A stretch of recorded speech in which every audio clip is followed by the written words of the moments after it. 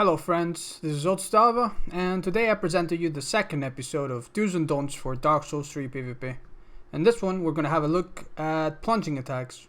Plunging attacks are surprisingly straightforward mechanic. All you have to do is drop down to your target, press R1 mid-air, and you'll stick them with your weapon, dealing massive damage. You can perform plunging attacks with most weapons, but it doesn't work with shields, catalysts, any sort of bow, whips, or the torch.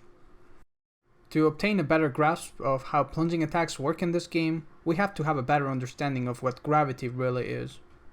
When we drop an object, the force of gravity pulls it towards the ground.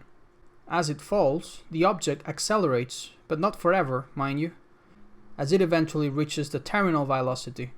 The terminal velocity marks the moment when the air resistance doesn't let the object accelerate anymore. Cats, for instance, don't have a very fast terminal velocity, and that's why they can fall from very high places and not really hurt themselves. But anyway, how does this really connect to the mechanics of the plunging attacks in Dark Souls 3? It actually doesn't.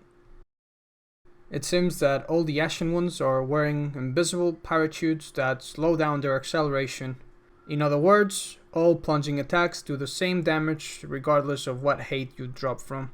But hey, what about the super crazy plunging attacks that you could pull off in the previous games?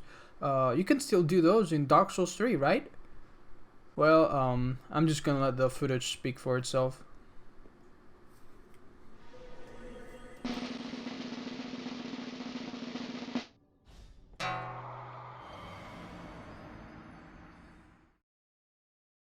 So yeah, as a final fuck you to all the people that used to have fun in this game, plunging attacks are no longer performed if your character dies from the fall damage, which is the saddest thing in this game yet.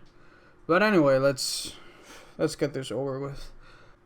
If after hearing all of this you still want to perform plunging attacks, use high attack rating weapons and buff them whenever you can. I've also found that strike damage weapons seem to have a bit of an edge when it comes to damage, but that's nothing major. Also, if you already meet the requirements for the weapons, don't bother to two-hand it, it doesn't really change the damage. And yeah, since dropping from a high place doesn't really give you any benefit, just try to play it safe and don't have too much fun in general. And that will be everything for today. I know this episode was a little bit depressing, but don't worry guys, I'm pretty sure the DLC will fix it. Right?